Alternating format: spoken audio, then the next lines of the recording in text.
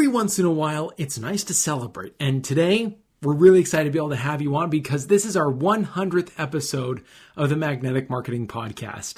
If you've enjoyed this at all up until this point, we guarantee you're going to love what continues to come your way. And if you wouldn't mind letting us know how things are going, send us a review. We would love to hear it. Go ahead on whatever system you're using and rate the podcast. We'd love to hear your feedback and love to know what you would like to hear more of. And now, for today's 100th podcast, we get to listen to Dave D as he interviews Darren Spindler. Now, at the time of recording, Darren was America's #1 lead generation specialist for small businesses. He was a contributing author in Dan Kennedy's No BS Price Strategy book. And the options and ideas that he's going to be providing to you in this podcast are going to give you so many different venues and paths to help you creatively grow your own lead generation processes.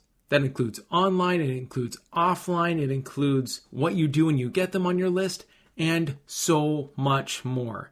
If your business needs leads, this is an episode you don't want to miss. Welcome to the 100th episode. Let's listen in. I don't think there's anybody that has had a bigger impact in the field of direct response than Dan Kennedy. The legend of Dan Kennedy should be ignored at your own peril. They're not really lessons, they're kind of laws that you live by. Dan opened my eyes to what small business marketing looks like. Dan teaches strategic direct response that is timeless. His ripple effect touches people who don't even know his name. The world as we know it was changed because Dan Kennedy became obsessed with marketing. Welcome to the Magnetic Marketing Podcast with your host, Dan Kennedy. Hey, everybody. This is Dave D., Chief Marketing Officer of GKIC, and welcome to your Gold CD of the month. I'm really super excited about the call we have today because we have a long-time GKIC member and star Dan Kennedy student, Darren Spindler, on the call with us, and he's going to give you some information that you can take and that you can use immediately to increase your profits. And so we're really super excited. So, Darren, let me just give you a little background on Darren. Darren has been a serial entrepreneur, starting with his first business when he was just 15 years old. I'm going to ask him about what that business actually was. He's owned and operated multiple businesses at the same time for the past 18 years. He's done a mobile DJ service. He's most famous, I believe, in the GKIC world for the bowling shop and bowling alleys, restaurant, retailer, and on and on and on and on and on. And the thing is, this guy gets results. He's all about getting results. He has a very complex set of marketing systems. We're going to go over that. And one of his greatest abilities is that he can get a lot of things done fast. And one of the things that Dan always talks about is successful people can implement things very, very quickly, and that their marketing is not simple but complicated. He's also the contributing author to the No BS Price Strategies book with Dan Kennedy, and he's America's #1 lead generation specialist for small businesses. Last year, he and his business partner, Andy O'Mara, generated over, check this out now, 5 million, let me repeat that, 5 million new customers for small business owners. So he kind of knows what he's talking about here. And in addition to his business interests, Darren is the proud father of Presley, named after his mother's love of Elvis. And Darren recently competed in the Miami Marathon.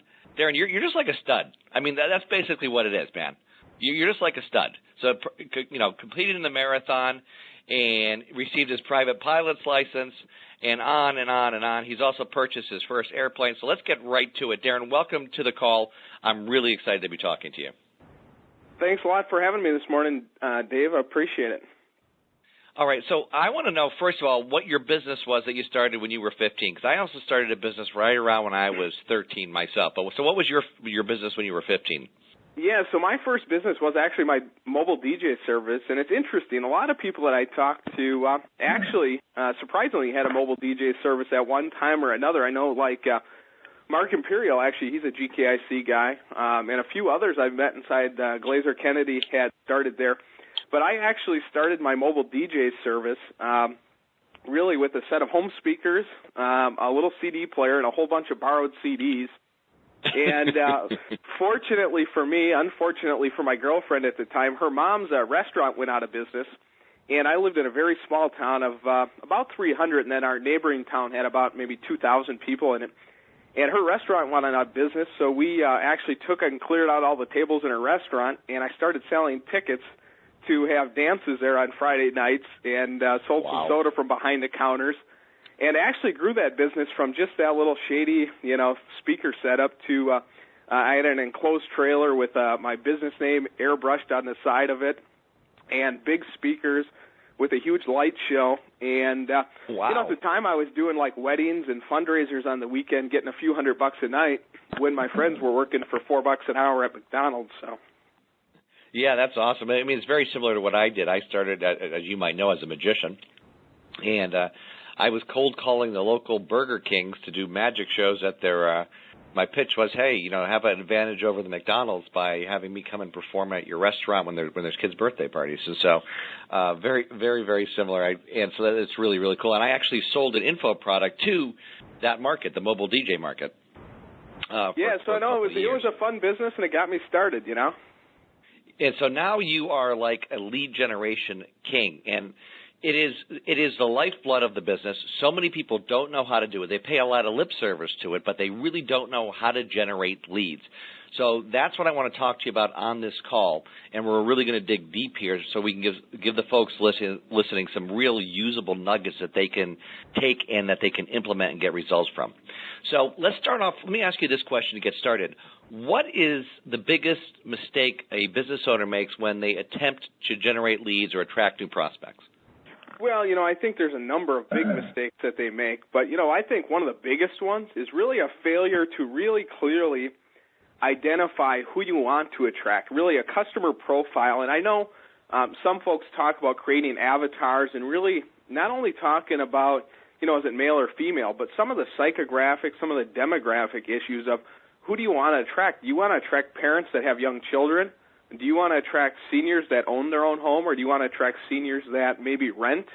And I think, one of the big mistakes people make is they put together an offer way too far in advance of thinking about who do I really ultimately want to turn into a customer. So what they do is they put together a really either a lousy offer to attract leads, or they put together the wrong offer, and then they end up attracting a bunch of leads that they can't convert, or even if they do convert, really they're not their ideal customer. So I think before anybody gets started, you really want to sit down and think to yourself, a year from now, how many leads do I want in my bucket, but who do I want in that bucket? So it's not really about the quantity, it's about the quality of the people going in first. And I think people really, really miss on that one. So what are some of the things Darren, what are some of the things that people should be looking for on the psychographic thing? So they're creating their avatar, but again, most of them are doing it just based upon demographic information, and it's so it's not really digging deep enough. So what are some, give us three things from the psychographic aspect when someone is creating their avatar? Sometimes, as an example, what are some of their hobbies and interests? As an example, Andy and I recently bought a canoe company, and neither one of us knew anything about canoeing. But when we go in and look at where we can generate leads for that now, it is, where else could these folks use a canoe? So now we're in with the hunting and fishing magazines and things like that. So we've got into places where, those folks are at. The other things you want to look at, are they charitable? A lot of times if you take a look at some of the biggest direct mail folks doing direct mail, it's a lot of them are buying lists from charitable organizations. So is there a charitable element to it, or do you want to find folks who have maybe raised their hand or donated some money to a nonprofit organization? That's a place. Are there folks that have a bent towards travel and leisure? A lot of times you can buy lists that you can overlay and then find people that maybe have travel and leisure, so maybe they've got more expendable income. So it really depends on, what type of business you have, but you really want to look at, a lot more detail, just rather than just saying, hey, I'm looking for females who live, 5 miles from my business. And unfortunately, that's what most people do. Now, when you say list overlay, explain exactly what you mean by that. Yeah, so as an example, you can buy list folks from, let's say, you go to SRDS and you can find a couple of lists. So you can go there and get a list of American Express card holders, and you can get American Express card holders who have, spent money, let's say, at restaurants, and they'll have a list of that. And then you can go and find another list, as an example, of folks who maybe are subscribed to one of the travel and leisure magazines. And what you do is you overlay those and say, okay, who's on both of those lists, who might be the most ideal prospect, and then you send out the mail to those folks. Got it. So you really can whittle your way down to a smaller list and really get bigger results. Okay, so let's assume that we have the list. We've gone deep. We've really created a really great avatar for our prospect. How do we get them to respond? How do we get them to raise their hand? What kind of bait should we be using? Well, yeah, and this is another big mistake. Look at a lot of folks, even if you had the best avatar on the planet, if you don't give them a good reason to respond, or in many cases, any reason to respond, look at all the stuff that you'll see on TV. As an example, recently, I kind of watch what other big names are doing because they're spending a lot of money, so why not watch what they're doing and then try and either replicate or do the opposite of what they're doing. And in the past, look at Match.com. They were running ads, and it was just go to Match.com, right? So go to Match.com and, set up an account. Well, now I can see they're testing a website called TryMatch.com, which gives you X number of free day trial and all kinds of other stuff. So what they're really doing there is they are baiting you over there with a free trial versus just saying go to Match.com and find, the love of your life. What people really want to do is create some piece of bait, be it a free trial of your product, some free report, some free gift, something that the people can really say, hey, yeah, that's cool, I'll go there and check it out. Give up their name, their email address, and we'll talk about this later in the call, but preferably get a mailing address and a phone number also so you can really follow up with these people. Absolutely. So why do you think that, and there's so many business owners, first of all, that don't do any lead generation, and they wonder why they're hurting and why they're going out of business. But what about for the business owners that are trying to generate leads, but it's just not working? They're only generating a few leads. They're not generating enough. What are some of the things that they should be looking for, some of the things that they might be doing wrong that they could change or apply that would turn that around for them? Yeah, I can give you a number of examples here. So one of the biggest things, and Dan always talks about this, one being the worst number in business. And it's not just lead generation or marketing, it's like every phase of your business. But, look at how many people only do online lead generation, right? Or they only do TV, or they only do radio, or they only use magazines. They should be trying to use all of them, not just one of them, and that's a real big mistake. And recently, most people are trying to get by on the cheap, and they're going online, and I think it's, and most people think that I'm fairly famous inside the online marketing world, when truthfully, the only thing that we really do online to generate leads is really register folks and collect their information. The rest of it really happens offline. So what can you do to drive traffic to a website or to a phone number or to the mailbox?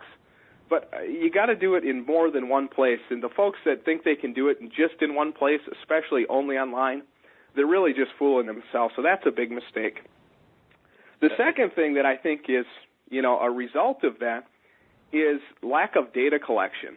Dave, for years now, we're going on probably, 10 years since web forms have been invented, maybe even longer than that. How many websites do you go to where, A, there's no form, or B, the thing is buried somewhere in the footer or somewhere on a third page, and they wonder why nobody registers, right? You can set up a landing page today in about 13 minutes if you've got a techie that can do it, right? So absolutely. If you're not sending person to a singular landing page to grab your bait or your free gift, you're crazy, because sending them straight to your brand building or brochure website is just an enormous mistake. I'll give you an example. Andy and I had recently put together a site selling hair care products for females, and we wanted to get it off the ground, so we knew darn well that initially just sending traffic to the shopping cart was going to be a problem, but we wanted to get it live. So we, like everybody else, took and did some pay-per-click ads and drove them right to the shopping cart to buy stuff, right? Well, we had the same, 1 or 2% buyers. And, all I wanted to do was make sure I had a deadline to just keep pushing myself. Well, after 2 or 3 weeks, we had it to the point where we were sending people to a product-specific landing page where they were getting a coupon code for that specific product, and then they'd go to the shopping cart and redeem that coupon code. Well, at that point, we were getting 15, 18% buyers instead of 2%. Wow. So using landing pages or specific pages is just a huge deal. So what you're saying is, so let's say I'm going after multiple markets, and I know my friend Matt Zagula does this. I just want to make sure we're on the same page and that you agree. So Matt is a financial advisor, and he does different things. Like, so he goes after veterans, and he's got a separate landing page for each of those specific markets. Is that what you're talking about? Yeah, absolutely. I mean, every single market. So like inside of Matt's business, he's got financial planning. So he's looking for folks to do financial plans for. So let's say he's going for seniors that are just retired seniors. I mean, that might be one page. But retired seniors that are veterans, now he can go buy a list, send out direct mail, which I'm assuming is exactly what he's doing, sends them to a page that could be themed with red, white, and blue, could have very specific language in there that talks about veterans and things that veterans experienced and honoring the country and all the other great things that the veterans have done for this country, and convert one hell of a lot better. And, I think that's a big mistake. Most people, they're just too cheap and they don't take enough time to version it. And honestly, versioning stuff today with the way the web is so simple that you're crazy not to do it. Okay, well, so there's really no excuse, and like you said, it's so easy to get this set up. Now, I want to talk to you a little bit more about your system. So you're using a lot of offline media to drive people online to specific pages, correct? Yeah. So as an example, one of my businesses is the Kids Bowl Free Summer Bowling Program, right? So with that program, we actually print and produce about 15 million cards a year that are 4x6 postcards that get sent out to our participating bowling centers, which then get distributed through churches, schools, youth groups, YMCAs, businesses, etc. And it drives traffic from that postcard, which is a flyer. It's not like a put it in the mail postcard. And it drives traffic online to our site, and we then collect registration data and then email coupons out to our members every week. So that's one of ours. So let me ask you this, because this is such an important topic, and the advice that you're giving is just dynamite. Is website the only means of response that you're giving them, or do you still use toll-free recorded messages? Do you still allow people to fax something in? What have you found in your experience? And I guess it depends on the business. Maybe it doesn't. What have you found in your experience? Should there be one call to action? Should there be multiple ways that people can respond? Yeah, so let's just, I'll isolate, for instance, my Kids Bowl Free business. There's really two sides of it. So there's the consumer side, which is generating leads for the bowling center, right? Mm-hmm. In that instance, we actually have the website is the only way they can register. However, we have added an 800 phone number to the website, so if they have questions, they can call us. And it's an automated phone call, and they can, there's 3 or 4 selections to get information about how to register. Then there is also live chat on there now, which we have really started to do on a lot of our sites, which has really helped convert, especially in some of our sites where it's more of a high-ticket sale. Kids Bowl Free is a registration. It's a free registration, and we have an upsell for $25. But there's still questions that come in, and that live chat has really helped out. So, yeah, there might only be one media way to respond to that, a specific offer, but there's a lot of things happening there to facilitate it also. But on the flip side of it. I'm sorry, go ahead. Yeah, go ahead. Well, I was just going to say that's brilliant, Darren, because, again, so what you've done is you're driving them online, but then they have multiple ways. Once they're online, they can call an 800 number. They can do live chat. So there's multiple ways once they come through that single entry point. Yeah, absolutely. And then if they don't buy our upsell, there's a bunch of things that happen to them. And then if they do come on and buy, we've got a whole referral campaign. We've got people who haven't referred yet. So there's a lot of things happening behind the scenes on that system. But what I was going to say on the flip side of it, in order for us to get bowling centers in that program, we've got a whole system to get leads in for that because we need to get bowling centers to participate. Now, in that campaign, we use direct mail, we use fax, we use email, we use live human beings on the telephone. And then one of the cool things we've done this year, which is when we send out fax, and, you got to have the opt-out on the bottom of the fax. Right. Well, we've been taking those opt-outs, and we've been putting our live telephone people on it, and we've been converting 50% of our opt-outs from the fax into the program, which has been pretty cool. So people are wanting to opt out. They're calling in to opt out, and then you guys are converting them? I actually call that the first step of the sale. So it's it's been pretty cool. They opt out, and then at least they took the initiative to opt out of the fax, right? So now at least you got a phone number or you got an email address from them. So we take that and we, get on the phone and say, hey, we're sorry we bothered you, but we want to really make sure you don't miss out on this opportunity. And we get them the information. We've been closing about 50% of those folks, which has been pretty neat. That is absolutely brilliant. Yeah, and the other thing, on all of these pieces, last year we did some direct mail and we forgot to put a phone number on it, right? And it really goes to, thinking about who is your customer, right? So our customer in this specific business is primarily the white males, 60 plus. They've been in the business a long time. Well, in the first two pieces of lead generation we sent out last year, the only thing we gave them to reply on postcards that we sent out was go to our website, right? Well, most of these guys don't even have an email address. So we ended up putting a phone number on the postcard, and then we actually took it a step further, and every piece we send out has a different phone number, so we can actually track every single phone number and every piece. And we're getting 3 times as many leads from the phone calls as we are from the website. So really? It just shows that you've really got to think about how many ways can you give people to respond with the specific media that you're sending out. So even if you're sending out a postcard, don't just send them to a website. Give them the pre-recorded message. Give them an 800 phone number where there's a live person. Give them other opportunities. Maybe you can't have a fax back form on a piece of, on a postcard. But on our faxes going out now, we have a fax back reply, we have a phone number, we have the website. We've got all 3 different things happening on that specific piece. Wow, that's just great. I hope the folks listening to this are taking a lot of notes. I am, as I always do. One of the things I love about my job is I get to talk to smart people, and so basically I'm asking the questions I want to know the answers to, so it's really great. Now, one of the things, Darren, is that business owners especially online, folks that are primarily online, are always talking about the size of the list that they have. Now, I've got a 100,000 person, I've got a 50,000, I've got a 20,000 person list. And they are satisfied or even proud of the fact that they've created a huge list of prospects or a huge list of leads.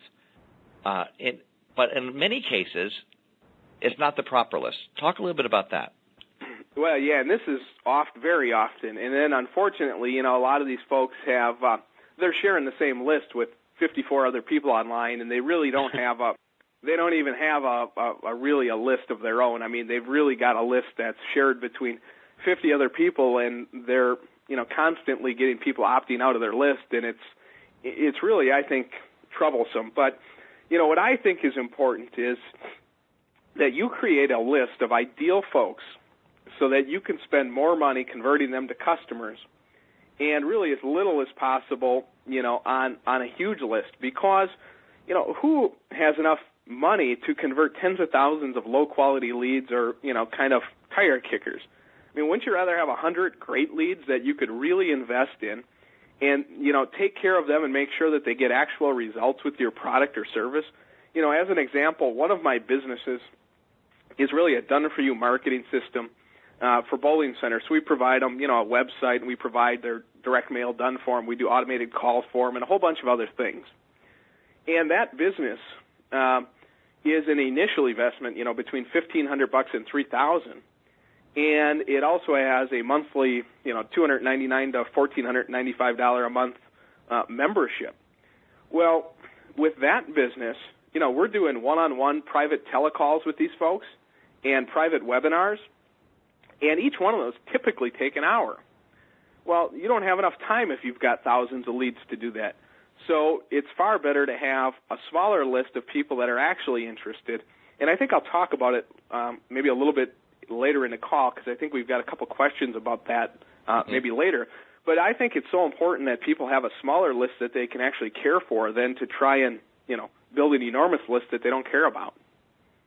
You said something at the very, very, very beginning of the call which was really important, and that is to think about what you want this customer or this client or this patient, who this person really is, and where do you want them to go. So you really need to think about, and I just made this realization, that not only what you want to sell them on the front end, the first thing you want to sell them, but eventually where they're going, where do you want to sell them on the back end, right?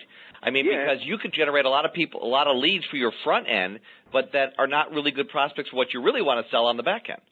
Yeah, I always give an example of like restaurants, and I know Dan had talked about restaurants in his Giorgio letters. But let's just talk about, a high-end steak or seafood restaurant, right? So if they wanted to offer, and, most of them are pretty soft on Monday night, Tuesday night, Wednesday night starts to pick up. But if they want to attract traffic, what do most restaurants do? Maybe they'd put out a free meal offer on Monday night. They can advertise on radio, TV, Groupon. And what do they end up attracting? They end up attracting a bunch of losers who aren't going to come in there and pay full price on the weekend. They're not going to pay $50 to $100 to $150 a steak. They never will, but they'll take advantage of the free one, right? Sure. But what if you take that same offer and you send it via direct mail to households in that area that have a household income of $150,000 and plus, limit it to 10 people that can take advantage of it on Monday night? Well, now you've got the ideal person that you could have for a returning guest, and now you can send a great birthday direct mail piece out to those 10 people, right? You could create really a nice 3D piece of mail that you could ship out to them. You could maybe even send them like a dessert, via post office on their birthday.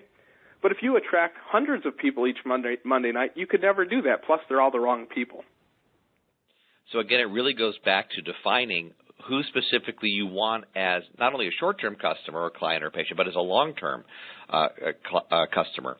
And the other thing, with the underlying thing here, is to spend more time on list selection, spend more time and money on list selection. So, hey, maybe it costs you more per name if you're doing direct mail. However, it's actually in the end costing you less because you're ending up with a better prospect. Is that true? Well, yeah. I mean, there's no doubt it's going to cost you more on the front because it has to. I mean, you've got to take proper care on the front side. But the wasted money on the back side of people just rushing into it and trying to attract anybody, they're just fooling themselves, and they're going to waste a bunch of their money on the back end. All right. So let's say now I've done what you said. I've got a good lead generation magnet, as Dan calls it, or bait, to get my ideal prospect to raise their hand, say that I'm interested. I've really targeted my list. People are coming in. Why do most business owners fail to convert those leads, turn those into customers, and then turn them into lifetime customers? Yeah, so there's a couple of steps to this. I mean, first of all, most business owners don't follow up at all. I mean, even as simple as it is to do a simple auto-reply email, which I don't recommend specifically just being your only piece of follow-up, they don't even set that step of it up. So there's no immediate, hey, thanks a lot for, grabbing this report. They put up a web form and there's nothing there, right?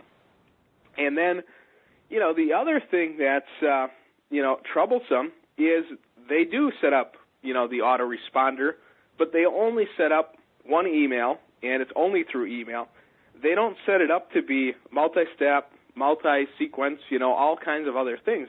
And like I said before, our Kids Bowl free campaign now, just to get bowling centers into our program, I believe we have over 35 steps. Like I said, there's emails, there's faxes, there's live phone calls. We've got 3 people now that they get on the phone with all our leads. We also have teleseminars, and we've actually niched out our teleseminars to state by state. So we'll do state by state teleseminars, so they're niched down. We'll do webinars. We've got a shock and awe package, which, you send out a 16-page book with a CD and a bunch of testimonials. And, I wish I could do it in a single email because it'd be one heck of a lot easier, but it's simply not realistic, And I think the other thing that happens is, as soon as a customer raises their hand, what do most business owners do? They pick up the phone and try and close the sale, right? Right, yeah. I can always remember this back when I first started getting Dan's stuff. He would always talk about how, when he really needed business, it was very difficult not to pick the phone up like the second they opted into your list and call them, right? And I can always remember that. But most business owners, especially folks that are trying to sell what I would call a higher end sale, something that's, $1,000 or more, instantly they want to pick the phone up, right? I think it's very important to delay that sale. And I'll actually talk about that maybe in a few minutes, I think, on one of the upcoming questions. But the other thing that I think really happens is new customers are often treated fairly poorly, or they have a really, really lousy experience. And as you mentioned, I got my pilot's certificate back in December. And about a year ago, it was, I think, in July last year, I had never flown in my entire life, but I travel a fair amount doing seminars and events and stuff, and it's a pain in the you-know-what to fly around the country now. And I finally got peeved enough that I said, well, I'm going to go see if I can figure out how to do this on my own. So I went to the flight school. They didn't attract me by any specific reason. I went to the one flight school in town because I knew one of the owners, and I actually talked to him. I bought a couple of books from him, right, that were required for the initial flight experience. And then I had scheduled my first lesson for a couple days later. Well, I show up, and it's really an investment. I mean, to get to just your pilot certificate, it's probably between $8,000 and $12,000, the initial investment. And I show up for my first lesson, and the instructor doesn't show up.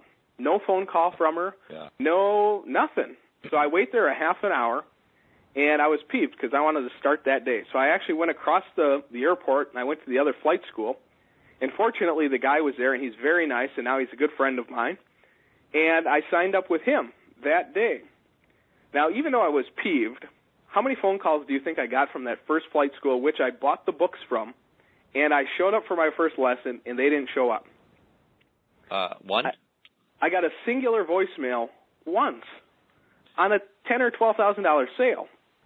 Now, I'm further along in my training. I've probably got $20,000 invested in this, and they missed it because they made a singular phone call, voicemail. They didn't even talk to me live to try and recover me. So there's a lot of, I think, elements that go into this, and I think business owners are, very sloppy with the follow-up. Now, one of the things that I see a lot of business owners doing is only collecting email addresses. And you talked about how this is a big mistake, and this is something that I teach when I do the GKIC Fast Start Implementation Boot Camps, and I want you to drill it home. Why is this a mistake? And secondly, how do you actually go about collecting their full contact information?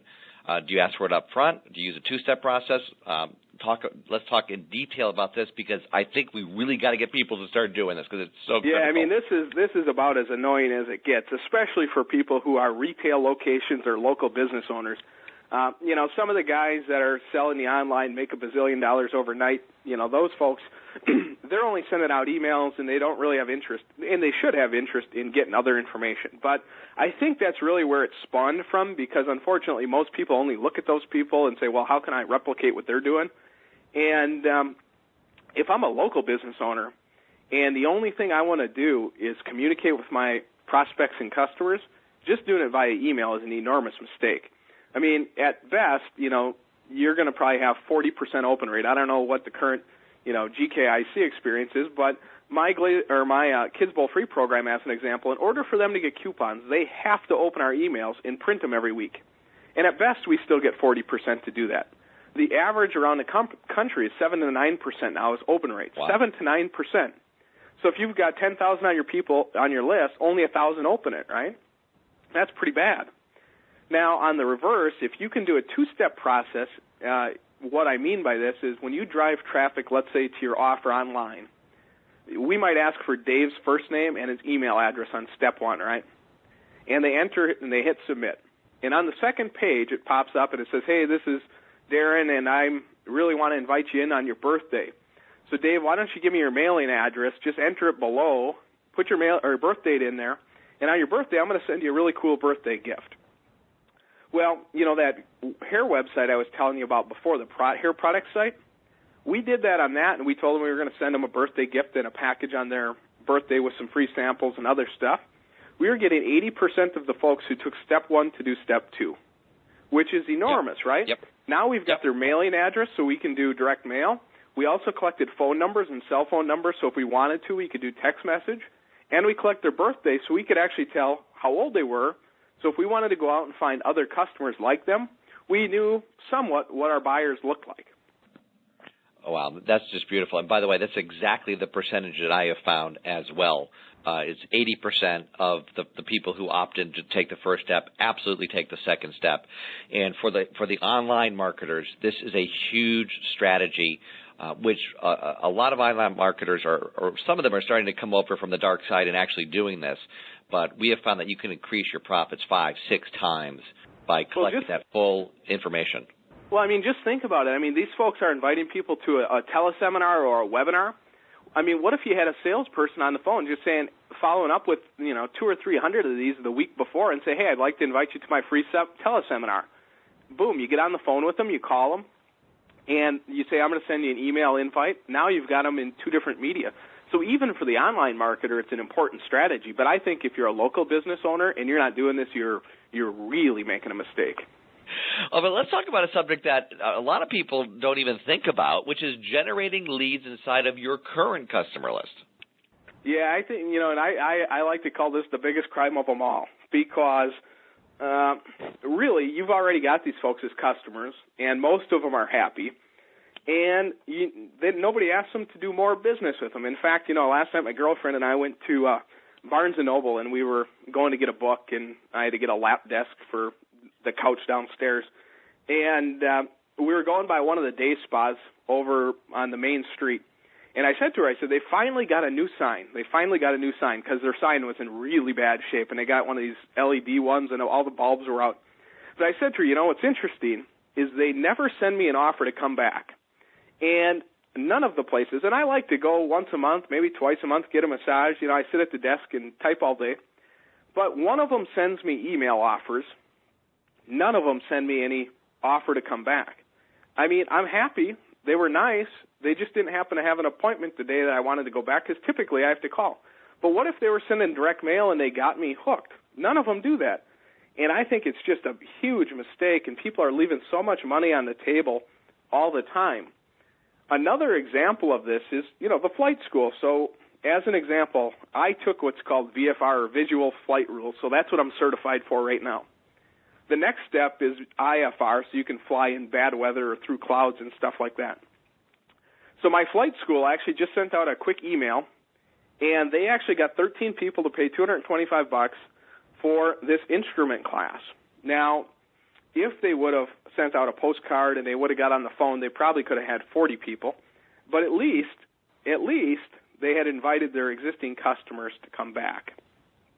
So now you've got some really fascinating numbers, though, from your bowling website business. Talk a little bit about those, because I think this really drills the point home. Yeah, so as an example, currently we probably have about 1,000 bowling centers participating in the Kids Bowl Free program. Like I said, I've got another business that provides done-for-you website, direct mail, all kinds of follow-up and things like that to their customer list, because they're like most business owners. They're just short on time, and they don't have time to do the proper marketing. So what I did is I sent out a free offer, which is what I call my report card. And I created this rather cool report card where my computer junkies go in there and they evaluate the bowling center's current website, right? And it's pretty simple because most of them stink. They don't have search engine optimization. They don't have data capture. They don't have a blog. They don't use any video. So basically anything that is good, they don't have. So it's very easy to show them that they don't have what they need to be successful. So I created this report card. I got 3 levels, 0 to 48. It's really bad, and 49 to 60 or 70, I think, is one level, and 71 to 100 is another level that you're good, but you could improve on a few things. Well, nobody's gotten over, I don't think, 60. And what we did is we sent out a free offer. He said, hey, let us do a free report card for you for your website. Well, we got like 60 centers to say, hey, do the report card on my site, right? Well, my techies go in there and they do what they need to do, and they do the report card. And then we send them a bunch of information. And, in fact, we give them enough information that if they don't do any business with us, they could instantly go improve their website or their web presence, right? So I give them solid information. It's not just a complete, hey, I'm going to have some smoke and mirrors to just sell a website, right? But they instantly recognize that they're not going to be able to do this on their own properly. Well, we've converted a dozen of those 60 into my $1,500 to $3,000 program, and then my $300 to $1,500 a month membership. Jeez. And that was all done with a singular email. Now we're going back because we just did an upgrade to the entire system. So now we're going to go back and do it again. And my guess is we'll have the same results. But think about how much money was just put into my business as a result of putting out that free offer to my internal list. Yeah, right. I mean, because you've already, the hardest part, the most expensive part is attracting the customers for the first time. Selling them something else, quite frankly, it takes, a little thought, but it is relatively inexpensive. And the profits that you just made were enormous on that. Well, it's very expensive to get, to build that list initially. It's very expensive. So let's talk about another way to generate leads. Let's say I'm a business owner. How can I work with other business owners? I've heard about this whole joint venture thing and that, but can you give us some specifics about how to really make it work? Yeah, so I think this is, one of the opportunities that are most underutilized, and I think it's because a lot of the business owners think that it's a quote-unquote online or internet marketing strategy. And in fact, I think joint ventures are, best at the local level, and they can be very powerful. So let's just talk about maybe the day spa that I was just talking about. And, what they could be doing is giving every one of their new customers or existing customers who just had a treatment or a service, like a car wash at the local hand car wash. So the day spa's already got customers. Most of them skew maybe to the affluent side a little bit because they've got that expendable money. I mean, not everyone going there's got the money, but most of them. The car wash down the street could use a few more customers, right? So what could happen is the car wash gives them, let's just say, 100 certificates for the month, and the first 100 customers get this free car wash down the road, right? And now the customers from the day spa are over at the car wash, and, there's other examples. I mean, new car dealers, right? Wouldn't it be great for a new car dealer to give a free massage at that day spa to a person who just bought a new car? I mean, think about it. If you had a Cadillac dealer who's selling high-priced cars, working with the day spa, who can then, connect the customers between the two, and they're sharing customers. They're non-competing. And when that person comes in, what should they do? They should upsell them to some sort of a membership program at the day spa, right? I work with my bowling centers. In 2 weeks, actually, right after I fly back from the Super Conference, I'm going to be going to Madison, Wisconsin, and I've got 7 bowling centers there participating in our program. We're going to distribute 300,000 cards in that community, and we're going to work with a lot of restaurants and retail locations to hand out our free bowling passes, and in return, they could give us some free appetizers to hand out to our customers at the bowling center. I mean, it's a pretty simple idea, but, most people don't take the time to do it. Absolutely. And obviously, you are the man when it comes to lead generation. So thank you so much for joining us. Yeah, thanks a lot. Have a great day. Thank you for listening to the Magnetic Marketing Podcast with Dan Kennedy. If you love hearing in on these lost Dan Kennedy talks and speeches and calls, then please let someone else know about this podcast. That's how you can help it to grow. And the more it grows, the more free Dan Kennedy we can bring to you.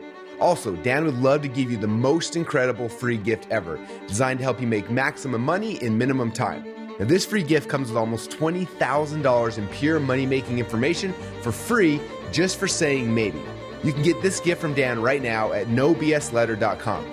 Not only will you get the $20,000 gift, you're also going to get a subscription to 2 marketing newsletters that will be hand-delivered by the mailman to your mailbox each and every month. One from Dan Kennedy and one from me, Russell Brunson. To get this gift and your subscription, go to nobsletter.com right now.